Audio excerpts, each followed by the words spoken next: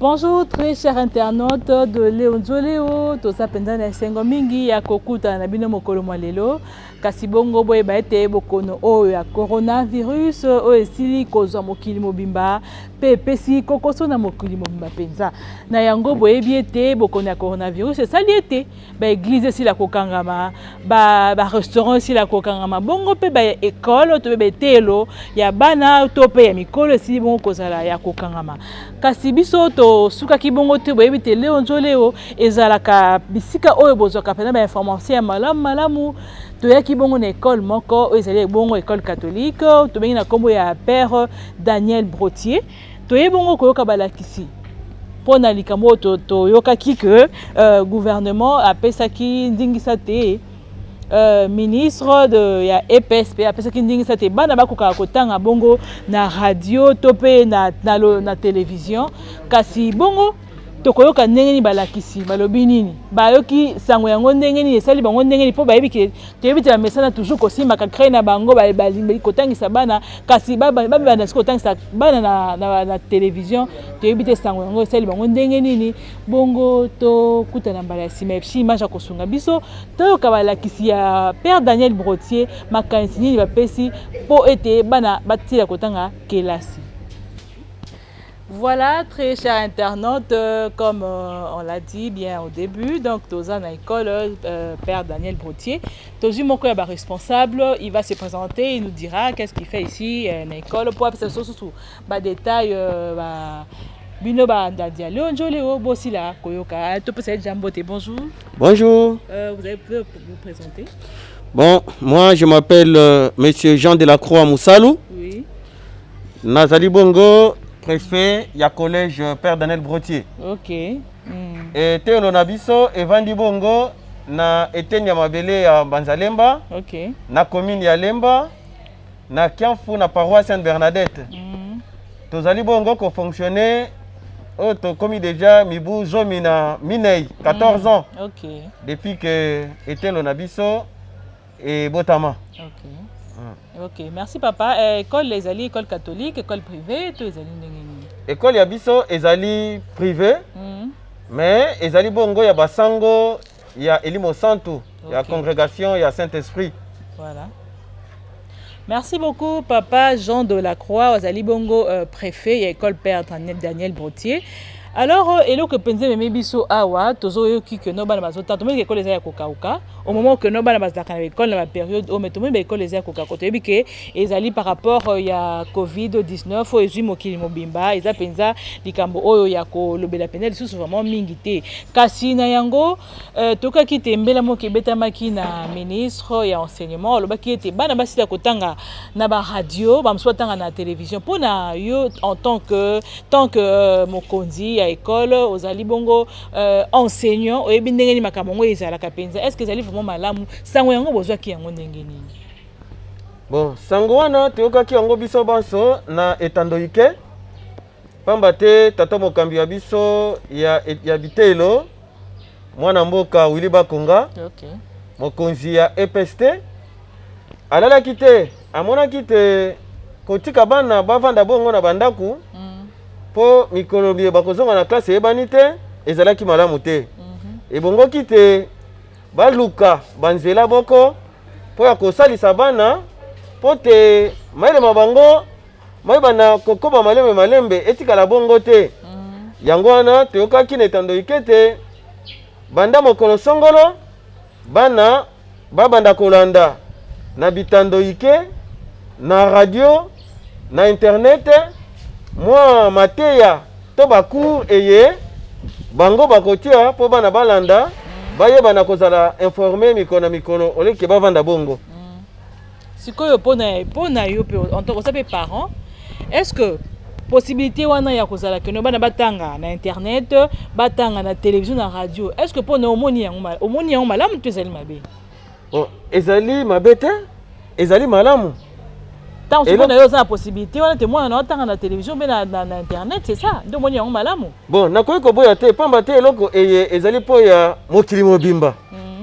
Tango mikili mususu ezali ko luka banzela po ya ko sunga bana batikala bongo te biso pe tosengeli kolanda banzela wana ezali mabe te ata lelo bayi batangaka na université bayi bazali na baklasse ya 5e ba 6e des humanités tout ça bakendaka pe na internet mpona barecherche mais na contexte oyo biso tozali ezali un peu mwa pasi moke nakoki kolimbola yango po te mwana alanda cours na etando ike na radio na internet eloko ya liboso asengeli kozala na lotiliki. Voilà. Lotiliki nde ezali eloko ya liboso. Ya mibale ezali pe likambo litali mosolo. Awa boye na moi molelo télévision ezali lisusu lokola kalate. Voilà. Tokomi na ngonga eye ba chaîne nyonso ekoti na TNT. Voilà. Bato basusu bazali na makoki te bazali kosalela télévision ya kala oyo evimba mokongo oyo tobenga likosi oyo ya likosi. Voilà. Kuna soki TNT ezali te moyen mwana alanda malamu makambo wana ezali te. Ya misato oyo azali na internet asengeli kozala na mosolo po akotia mega po te akota kuna. Donc na mayemonso tolobi wana ezali mabete ezali malamu me kasi esengeli kokokana na makoki mususu mayema kosala te mwana alanda yango. Nakopesa exemple ya muke mwana mususu akovana na ndako napesa exemple oyo nga namoni lelo. Okay. Navandaki na libota moko natali na chaîne moko ya biso nakotanga pe kombo chaîne ya CBS. Okay. Molakisi ya maternelle abandi kotangisa. Moninga ona kendaki kotala abengi mwana na ye nabiyaka tala madame classe ebandi mwana lobi classe nini tala madame abi de wana madame na biso te wana madame na biso te azoboya kovanda na kiti po te alanda kuna. Okay. Wana eloko ya liboso ya mibale baye bazali kotangisa na bitando tozali kolanda yango biso banso. Okay. Tosengi na tata mokonzi ya EPST basala sélection ya malamu ya balakisi baye bazali na compétence po ya kotangisa. Mingi penza napesa exemple tondakisa ya cours ya français tokamata eteni ya dissertation. Voilà. Nalandaka ngomba mususu na éduc mais ngai pe lokola molakisi ya lifaransa vraiment ezali kopesa nga mwa kokoso mwa ndambo. Okay. Na kotala lolenge ndeko azali kotangisa po te mwana ayeba yango malamu asengeli kofournir baeffort mingi parce que azotikala mingi na théorie nsoka nde leson neti ya dissertation esengaka théorie na pratique mbala moko. Voilà.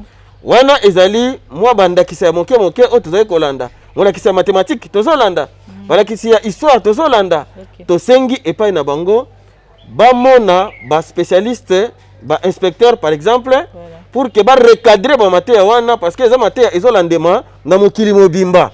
Bato pe bamona te ya solo omboka ya biso bato ya mayele bazali na makoki ya ko transmettre matière. Et puis sensibilisation ezala makasi parce que bana biso bamesani na ba théâtre bamesani na kolanda ba film ya biloko mususu. Tosengi pe epai ya baboti ndambo ya baboti eye bazali na makoki ya kozala na télévision oyo ekosalisa bango po te bacours wana bana balanda yango basensibilize bana. Okay. Parce que ezali eloko ya liboso bazali na habitude wana te ezali circonstance oyo esali ke mwa bamakanisi wana eya po ya kopesa bango lisusu mayele to bwanya oleke bavanda bongo. Donc tosengi epai ya baboti. Okay. Basunga bana pe tosengi na ngambo ya gouvernement batia lotiliki ezala pour que batu bazala na lotiliki bayi bafe na kolanda pe ba programme wana ezala annoncé chaque fois. Voilà. Pour que ezala to vulgariser bakosala yango pe nakopesa exemple lelo oyo tokoloba ba inspool eza kokanga te IPP eza kokanga te na niveau ya inspection bameka na kosala ba dépliant wana bakitisa yango na ba secteur nyonso na ba école tout ça pour que même na bato ya balabala bakabola bango pour que bayeba matière boye cours boye to boye ekozala na tel jour na tel heure ainsi de suite tout ça. Voilà mon ndambo ya makanisi tozalaki na yango po ya kopesa po na matali ba cours en ligne. OK. Merci beaucoup papa Jean de la Croix tokozongela otomeka kozwa lisusu enseignant Moussousou, à qui le tout. Voilà, psy, donc... Moi, tout ce monde, bonjour. Bonjour. Beaucoup s'est présenté. Oui, ngai professeur Kwilungongo Imie, Oui. prof de comptabilité. Ok, merci beaucoup. Monsieur le professeur Otikoloba, par rapport à Bakou réseau les en ligne. Tu as vu que les pratiques internet souvent chez les jeunes et comme cause à la maladie ou peut-être comme qu'on sait le langue à maladie. Quand c'est un bango tu vas tanga siko na kati internet. Êtes-vous vraiment sûr que bako tanga réellement ou soit bako ça la autre chose? Oh bah c'est pour nous que koloba nini wana. D'abord problème est ça il y a internetité. Problème est ça internet bako takangona méga. Voilà. Faut que na contexte il y a ce qui l'État a lingaki ko bandana nkotia internet ofele nde lingaki ko faciliter moi bano bazan conscience pour baza na accès à internet. Mais tant qu'internet est payable, c'est déjà un des problèmes. Il y a un problème à Liboso puisque c'est pas tout enfant qui a accès à internet. L'État a lingaki a zona à disposition ya kotia internet ofele. À part ça, comme mécanisme kotia même ko ralentir programme net ya Facebook pour bana bazobe ba mingi na Facebook. Ba ralentir on na lolenge nini ba solo na ba réseau. Voilà. Ba ralentir comme au débit au lieu de la au débit ba ralentir ngo pour que moi na tango azokota na Facebook ezoye temps ebele. Mais soit linga kota makamba classe ezoye temps mingi te. Yango lingo mona ke bana balingi ba mi pesa mingi na Facebook na makamba classe au lieu balanda Facebook. Wana nde ezali eloko ya liboso. Ya mibale nango ezali que internet c'est pas tout enfant qui a accès. Même biso balakisi pe za ba mususu pe baza na accès à internet te. Pourquoi? Par manque de moyens. Ya koza même na téléphone na malamu oyo kolanda ba programme wana. Mutu mususu pe akoza na téléphone même bango mobile élève à cause d'un téléphone, mais par rapport à pile à Zanango, et qu'on permettre à l'anda cours pendant 45 minutes. Voilà. Parce que tant que toujours téléphone est en activité, pendant 45 minutes, il faut s'éteindre. Voilà. Ce sont ces problèmes-là. Et beaucoup de problèmes aussi préfèrent outre évoquant problème d'électricité. Problème d'électricité dans le cannabis, bien que l'État le bin a couru à l'ofélé, mais ce n'est pas tous les quartiers où il y a du courant. C'est pas tous les quartiers. La ville à Kinshasa, c'est pas tous les quartiers. Et puis programme wana local les arts national, c'est pas toute la République où il y a du courant. Nazala qui na province à Bandundu vers les années, il y a même des provinces où la seule radio qui émet c'est la radio Okapi. Voilà. Ça émet que le matin et le soir. Na 4-4 il y a journée Zwakate. Il n'y a pas une autre radio qui émet là-bas. Il y a que la radio Okapi et radio RFI, les autres radios n'aimaient pas. Voilà. Est-ce que qu'on permette bananius même bazana faire faut qu'on a balanda yango zali moko pa mikakatan.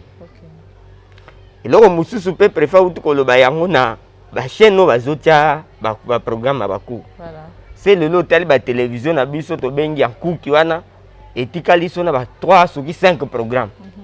Et tous les 5 programmes là sont allés, la plupart de l'exatant na bango na publicité. OK. Bakou eza na ba programme ya Edic TV, na programme mususu natala kikuna. Donc mutunyo ça a accès na ngote. Et puis l'enseignement, il faut que l'enfant soit toujours guidé. Voilà. La pédagogie c'est ça. Il faut que l'enfant soit guidé. Voilà. Est-ce que un enfant de 6e année oyo déjà na minute ba msu ba créer ba activité na bango ba créer ba activité ba msu bazo ça na ba cabine ba msu ba komo ke sala ba cop na bango, est-ce que ils ont tout le temps kolanda ba cours na assista kamba lebele kolanda ba cours ngo nde ba cours ezo pesemela. C'est comme si aussi parmi la sélection wana eza ba mususu ba zu ba cours na kena domaine nga ya comptabilité. OK. Comptabilité, les lots, la 6e, tout ça, on a des comptabilités analytiques et générales. Voilà. Du système comptable OADA.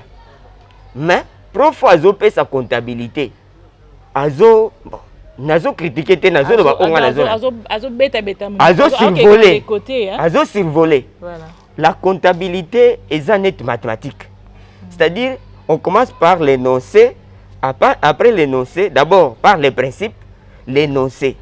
Mais aujourd'hui mon prof a bandi déjà exemple baramoko. Et puis tant que ça la résolution exemple naïe comme il a maîtriser, azo kende rapidement, tu n'as su qu'à trouver réponse. OK. Et s'il vous plaît, messieurs, donc avant que ça qui va sélectionner, il y a eu la sélection des enseignants, n'est-ce pas?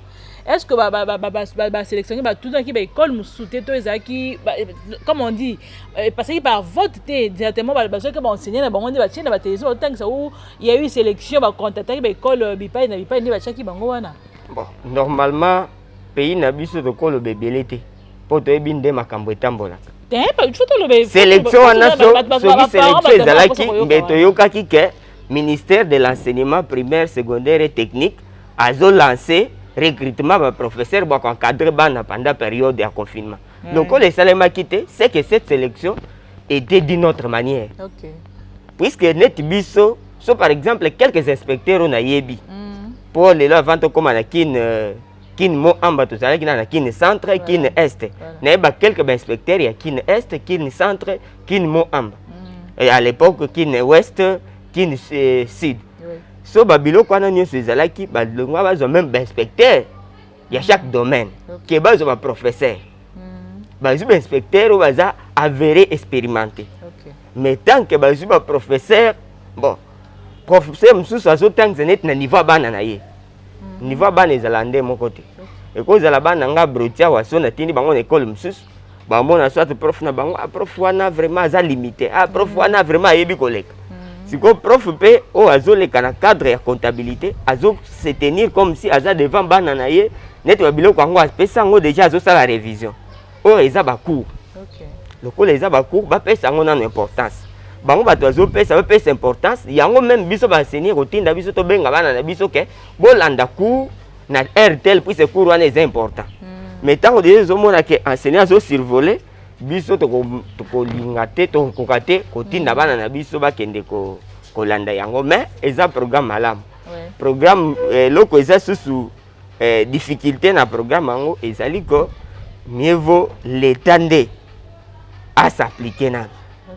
L'État ko s'appliquer na yeza nini apesa o ndenge préfet ou tout pesa exemple là ba tinda ta ba dépliant toye balelo de 6h à 9h il y aura par exemple français de tel niveau ou de 9h à 14h tel cours ndeko wana ba dépliant tinda ba enseignant n'est-ce pas ou ba ya ko kabola même na banzela po bana nyoso bazala nango po isepe mwana msusu alobi na keta la courbe aya boye akuti bazotangisa bana maternelle moya ça la sous attention exact azeli na 17h aya na 17h akuti azotangisa bana électricité c'est que on les a cours na bisoté aya na 19h atala bo bazotangisa bana par exemple ya primaire omoni siko so programme est bien établi mwana nyoso yebi déjà o r na biso telle option o r na biso telle classe et ko stimuler bango batanga. Mais eza moi malamu mais bakangi likamde na katikati katikati elakisi ko yai le débit débit elingaki ezalaka il devait commencer d'abord par donner le plan du cours comme biso baenseignant topesa yango ba plan du cours na plan du cours wana nde yango bandi balanda ti na niveau tozali mais les lobos sont tali bazo fongola même jour balancer un programme total à boé ba fongoli mutazo banda déjà ba définition ba nini non moi na kozala bien structuré té vaut mieux ekende moi malamu pour permettre biso tozo sunga bana na biso à part yango si possible on a peine azo senga si possible va permettre même l'état permettre l'école même par jour, ce n'est pas 5 élèves finalistes. À part au bazota la kuna na la télévision, so par jour, on permettre que le préfet, je ne sais pas que, par exemple, il y a biso yo, nandimite que so balobi que enseignant cadre 5 élèves, 6e élève à côté. Donc vous avez la possibilité. So ba kosa lango par jour. Même enseignement oyo bana balandi na nini, ba ko discuter ngo ensemble na prof na bango yo za malam. Voilà, so 5 bon 5 pour comme comme shida pour tout le monde la police comme ma cache ne comme na shida mon batu so ba si no kanga batu bo intel tant na bus bo so parce que moi le meilleur avant ne bisu bi na enseignement ko ko bon bazo banga peta mususu pour avec ba enseigner baza kolokop tant so bazo banga na bango papa kolokop to ebité kolokop to ko ça tant mususu ba que no voilà 5e 6e élève à côté mais ba prof mais c'est moi va finir à moi si là 7e élève à côté. S'il y a le faux, il y a aussi le vrai. Oui. Dans le monde, so ba faux bazali, ba vrai pas bazali. Même ba policier, ça ba policier mususu a kanyo pour na cash no pèse 2000 francs lobby, ngana ko souhaiter ba ki to pesa na DGRK. Ah voilà policier ni à côté ni. Bazali. S'il y a des faux, il y a aussi des vrais. S'il y a des faux, il y a aussi des vrais. Biso pe na ngambu na biso to ko ça la peu mieux. To ko ça la peu mieux.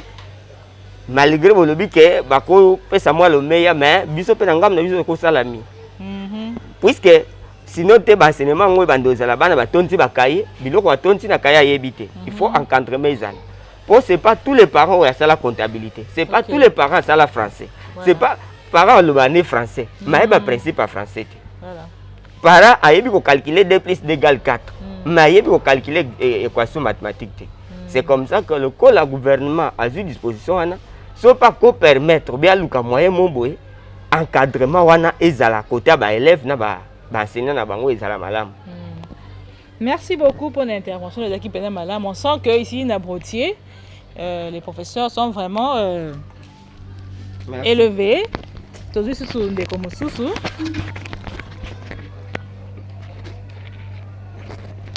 Voilà. Bonjour. Bonjour madame. Présentez-vous s'il vous plaît. Bon, comme on a professeur Benoît Mayumbu. Ok. Professeur de religion. Oh, professeur de religion. Ok, donc déjà la religion, donc beaucoup de gens à niveau ni, beaucoup de gens à souka, on a vers la fin déjà. Non non.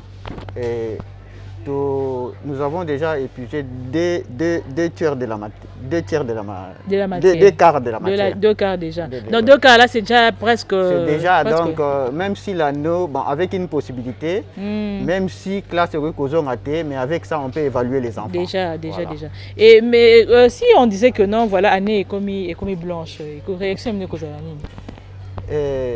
bon, parce que la technique va voilà la télévision parce que il y a pas élèves ne besoin de la cour. En tout cas, je ne pense même pas que bazata 5 besoin de la cour. Et maintenant babi que non voilà année comme à la blanche. Réaction les années en tant que enseignant. Bon, d'abord avant que l'enseignant aux un peu par parents. OK. Le col la parents nyonso ceux qui babi que année blanche et vous allez moi passer parce qu'il y a eu des parents au foutu des gens bon. C'est ça le problème. Alors bon on a vraiment que dépend parce que l'État si bon l'État est vraiment hasard responsable donc je ne sais pas l'État aux hommes qui ça va boti bon wana to akosa la ndengeni je ne vais pas entrer dans les secrets de l'État mais en tant que parent et vous allez moi passer et vous allez moi passer oui et maintenant que kolobakono bana batanga na ba réseaux sociaux, radio, tu sais que bana mswa zana kimwenza kuna nasi kimwenza vers le fin fond là-bas. Maintenant tu sais que kuna pe bana tabatanga n'est-ce pas ba qui sait sur côté à sekuna ba selemba ba côté msusu ba courant ezala kate. Siko, il s'est biso no suka na ko za ndeni en tant que parent en tant qu'enseignant peut. Maman omoni c'est vrai que mon kilile le monde est comme il va bengi bongo village planétaire. OK. Comme au Kabola, il y a un jumelage. Possibilité d'aller tout le monde aux États-Unis, aux États-Unis en France, aux États-Unis en Espagne, donc possibilité d'aller. Mais, que ça là va bien copier coller des Ezamabe. Donc c'est le lien qu'on a comme on a, les pays africains, comme copier.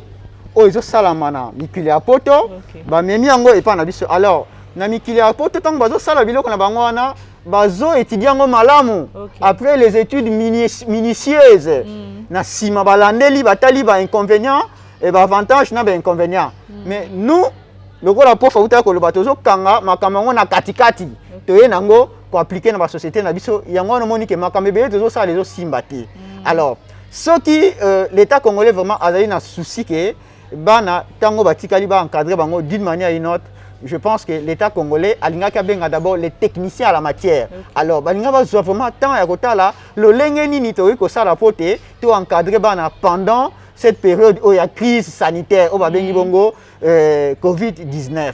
Mais le lenge salama, c'est vrai, bana bazomona, mais surtout l'on dit norme pédagogique na ban cité parce que dans une salle de classe, les gens bana msuba kamayele mingi, ba misusu baza mayele na katikati, ba misusu baza na mayele te. Alors, si quoi esengaka na mayele na intelligence na ya enseignant ayebi ko adapter pédagogie na e par rapport même ya bana yo baza na C.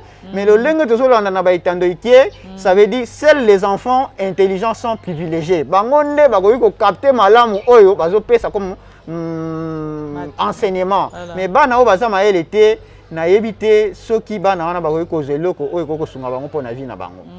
Ok, merci beaucoup. Et nouvelle Yango, est-ce que ça qui va au sein de l'Assemblée générale, est-ce que qui t'a écouté un enseignant, il y a des enseignants surtout les qui que nous avons une nouvelle équipe à la télévision que nous voilà, bah il faut un retard à ce qu'on avait entendu et ma radio ça qui n'en est Maman tous ça congolais hein.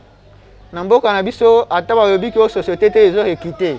Bazalaka déjà recrutement ba ça. Le but tous ça congolais donc le but ça veut dire quoi? Quand je dis nous sommes congolais, ça veut dire la RDC, c'est notre laboratoire. Nous devons observer tout ce qui s'y passe. Tous les Congolais, il y a un lobby qui est une société telle, ils ont engagé Batou. Déjà, ça déjà, neve na bango engagé, bandeko na bango. Et bah, on a communiqué, ils ont pour clôturer. Biso, tomoni biso nyonso makambonga, te yebite et banda ki wapi, suki wapi. Appel d'offres les ala quitté, ndenge collègue nango tukoloba. En fait, ça devait faire l'objet, il y a concours.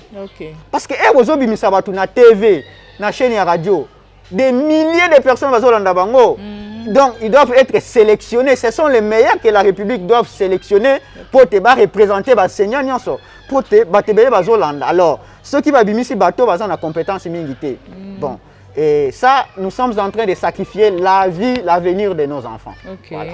Et maintenant, ceux qui babi qui année blanche, babi nerveux, les parents des foutu, foutu des appels, frère moroboy, et cause à n'engeni. Et quand les causes qui sont à monter, on a mis besoin d'un auto, et cause à n'entou, on s'est dans l'état qu'à tourner, cause à n'engeni. Maman, yangwa langa lobaka, et le premier droit des droits de l'homme, c'est d'abord connaître ses droits. Est-ce que les parents congolais bayebi ba droit na bango ceux qui va parents congolais bayebi ba droit na bango bazana ba représentants na bango na ba école nyonso bango nde ba ko sangana ba ndenge ni ko réclamer ba droit na bango. Voilà. OK. Merci beaucoup pour l'intervention na bino en tout cas. Je vous en prie, merci beaucoup. Merci. Ok, voilà, on continue. Juste sous moko il y a Daniel Brotier après Sokomona. Bonjour. Bonjour maman. Kombo na ngai Jean-Jacques Massamba. Nazali surveillant awa na école Daniel Broutier. Ok, merci beaucoup papa Jean-Jacques Massamba. Pourquoi c'est biso tokaki ya basangomela te bana batanga na réseaux sociaux bana donc bana penza donc baza kolela pona oza fait parents ko kolobanya. Bon, pona ngai idée d'abord au gouvernement na bazwaki ya bana batanga kana ba réseaux sociaux wana ezali d'abord idée moko malamu. Ezali demoko malamu pona ko occuper bana ole bana na biso bakendaka ko beta babale ko sakana ndenge na ndenge ko landa ba théâtre na ba télévision ba théâtre nigérien mais bazozo ata moi tant moko ya muke ya kozwa mateya wana bazali kopesa. On dit que surtout na télévision ba série ba chaka ba TV. On dit que moi na pena amone makamba classe ebi que non kuna surveillant azate monsieur azate oko ofia kulanga fi oko betanga gogo oza pena sur ba parents sont ba moi na toso ko ese classe ayoka te. Mais toso monsieur so ba bina école ebi que non monsieur Jean Kazana ko fia kulanga film mais ozate achi matin na télévision. On dit que akota c'est ba ta télévision. Te musala obiso to sala kana be école d'abord eza musala ba parents singeli ba sala ngona kati ndako. Biso pe na école awa biso pe toza ba parents toza pe na bana batanga kape. Oui. Donc eza musala moko oyo gouvernement meki ko sunga et toyebi ke ndenge ba professeur ba uti koloba toyebi ke eza na ngona ba défaut ebele. Oui. Eza na ngona ba ni mais essentiel ezali ya kusunga bana ata na muke wana. Ole bana balanda théâtre na bango wana ya Nigeria tout ça ata na mwata wana bazui balandi formation wana na ta ya muke et sikoyo ndenge bandeko bauti koloba ngai kosenga sikoyo ke neti ba comité de parents par exemple bazwa likambo wana ba approprier yango ba banda ko sensibiliser ba parents po ba parents balandelaka bana na bandako. OK. Soki bazolandela bana te même si ba tche même si ba tche internet yango ofele même si ba sali nyoso ezaka ka iloko pam. Donc ezape musala ya biso ba boti to landela bana. Ezaki ce que le gouvernement ba ça ba parents ba landela ne bana c'est ça non? Mais attends soki gouvernement lobi bongo te. Soki déjà au moni ke loko wana eza malamu pour intérêt ya bana na yo. Yo ko mona intérêt malamu ya bana no batala théâtre Nigeria to mona na yo atanga makamba classe. Donc ezali loko moko biso ne ba parents il faut ndeto zwa yango pour to sunga bana na biso. OK, merci beaucoup. Nayebi que beaucoup de temps en confinement wa bozo ça loko moko te et surtout que ça musu bo sala ka tia onde ce qu'on a télévision. Ce qu'on une occupation mne za. Ya autant ba livre dans son betara ba tout les musa ni bine bo ça bon enseigner tant aussi ya bo. Bon, confinement oyo biso epesi biso mwa mayeli. Oh nandenge. Ezata moko boye ezali peta ya ko réfléchir. Oui. Nalandaki opposant moko na télévision lobby tant oyo ezaka ka teke to banda obeta masolo ya basi yo totika kuna te ezape tant to réfléchir na kati ya vie na biso nini tokosala lelo nde tozokende boye tokosala pe 3 mois 4 mois toza na bandako mais il faut quand même to créer ka mwa biloko moko mike tant neti biso ba enseigner à Daniel Brotier. OK. Soki esali ke na raconte le okuta biso awa toza soki 5 soki 6 tozoki moi likanisi ya kosala savon toza na ba professeur mais tozali koluka quand même toza mama musala na biso za kotangisa. OK. Kosala savon wana pe ezali pe ka kotangisa ti tozo kosunga pe bande ko mususu na ba quartier na quartier ya biso tovandi. Mais savon to moniteur ka savon tozo yango yo comme on ngo savon Karibu soko ye na Daniel Brotier. Donc eza exclusivité ya enseignant ya Daniel Brotier. OK. Na initiative ya bakonzi na biso nde tomonaki bon tomeka kosala ekoki pe kosunga biso ata soki classe ezongi ekoki pe kosunga biso moi so sa revenir ezokota muke na école pote tobika.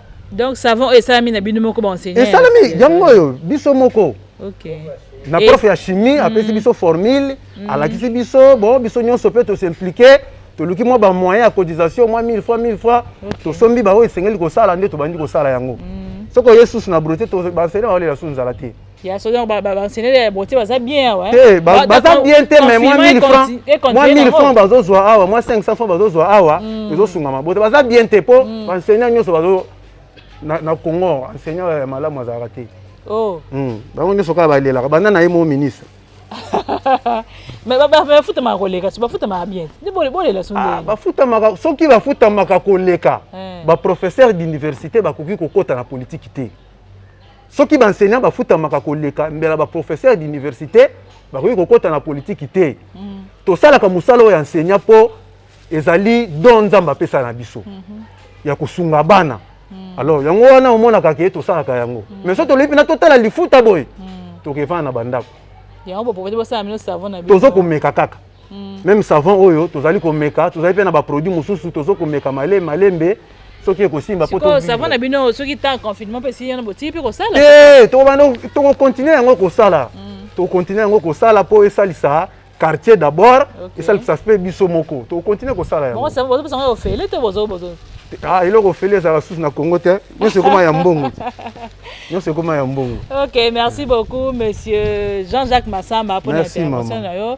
Donc ce préfet, donc conclu on a préfet, après ça quand même mot de la fin d'année.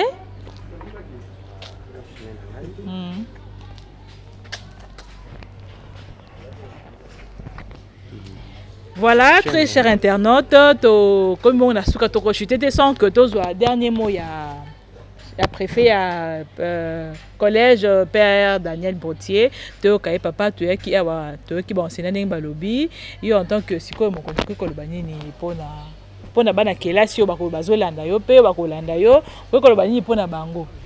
Par rapport ya ndenge pesa ki miti de batanga na radio télévision ba ce que bazana ba faire un fond kuna oyebite message ni pe ko pesa pona bango ya liboso penza maman journaliste na tondi bino botondi na komona te bozali ko tout à 7 na likamboliye bozali na souci vraiment mingi pote bana babiso bandeko na bino bazala koya pamba te baza bangembo te mais kasi bazala na mateya na formation eloko ya suka oyo tokosenga na bangambo nyonso mibale tobandi penza mingi na ngambo ya gouvernement lokola tolobaki na ebandela asunga bana nyonso ya Congo mobimba kotala eloko oyo ezali bobele eloko ya bazali na kati ya baville bazali na facilité ya courant ya télévision tout ça lokola pe bandeko basusu balekaki balobaki ezali na bacoin mosusu ya mboka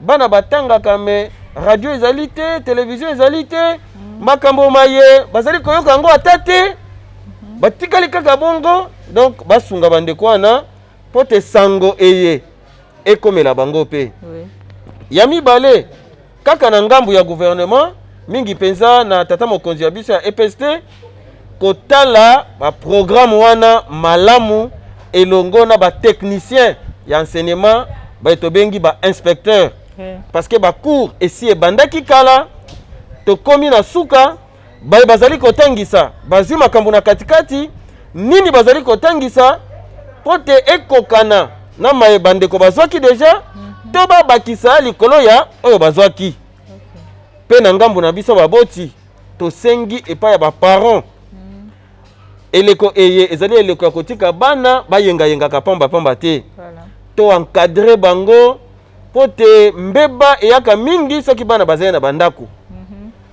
na bana basi zemi ekoki koya na bana mibali akoki kokoma tata noki se bongo na bongo akoki kokoma kuluna akoti na ye na mosala ya koteka abosani makambo ya kelasi yango wana tosengi epai baboti critique eleka mingi te ezali ebandela nyonso ezalaka na kokoso tosala makasi na ngambo na biso pe tosunga bazali kokamba eloko oyo ya bacours en ligne kopesa bango makanisi po te bakuta penza maye population ezali kozela yango wana tomoni te bino botelemi penza po ya kosunga bandeko ya gouvernement kozwa makanisi bipai na bipai po te bango pe bayeba bandeko bavandi na bakartier na bacommune to na baprovince bazozela nini na eleko eye bana bavandi na bandako vraiment totondi bino botondi na ndenge boyei epai ya biso vraiment tozali na esengo penza pe topesi baboti banso